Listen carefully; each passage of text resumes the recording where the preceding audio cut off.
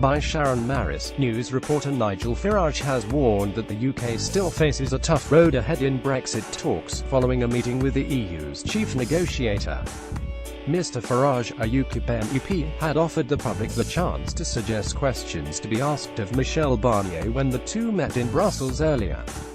The questions were: does Michel Barnier understand why Britain voted for Brexit? What happens to the EU's economy if there's no trade deal with Britain? How does Michel Barnier view mass immigration into the EU coming across the Mediterranean and elsewhere?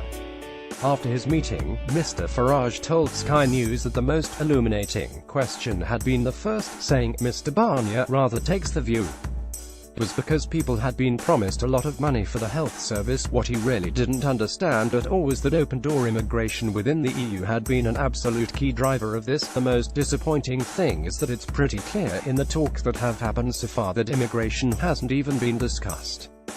We haven't even begun to talk about how we're going to put some proper controls in place regarding the possibility of a trade deal." He added, "It's easier for everybody if we have a good trade arrangement with the EU, but it's pointless and fruitless to spend years pursuing something that I'm not sure he even wants to give us."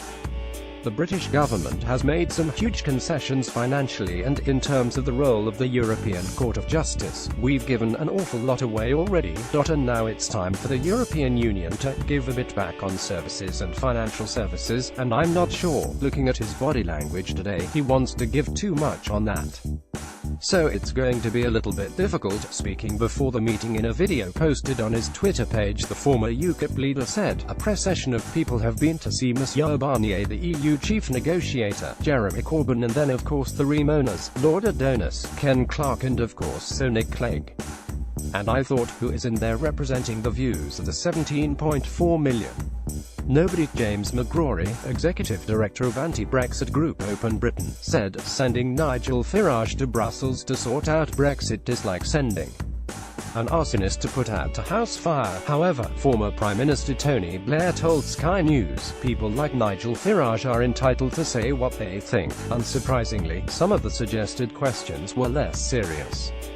Among them was the question, could you ask him when the £350 million a week for the NHS will start coming in, a reference to one of the key parts of the Leave campaign. Another suggestion was, how do we avoid paying Farage his pension, posted in